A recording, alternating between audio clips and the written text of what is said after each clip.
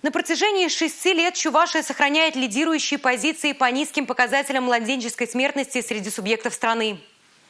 В Чебоксары приехал главный неонатолог Минздрава России Дмитрий Иванов, чтобы ознакомиться с работой своих коллег в перинатальных центрах республики и лично убедиться в профессионализме наших врачей. Знаем о успехах Чувашской республики. Они не в этом году проявились, и не в прошлом году.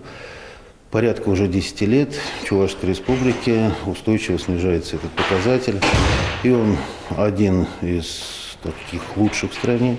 Неонатология – это раздел медицины, который изучает младенцев и новорожденных. В республике действует система перинатальных центров, 2 в Чебоксарах, 1 в Новочебоксарске. В них есть все условия для выхаживания недоношенных детей. Чувашия занимает лидирующие позиции по сохранению жизни детей, которые родились раньше срока. Да, я хочу выразить огромную благодарность сотрудникам президентского перинатального центра, как гинекологического отделения, так и сотрудникам реанимации, сотрудникам отделения недоношенным, буквально всем. Также в рамках визита 27 июля прошла встреча главного неонатолога Минздрава России с руководителями Министерства здравоохранения региона и медицинских учреждений. Были определены конкретные рекомендации по улучшению системы помощи детям и роженицам.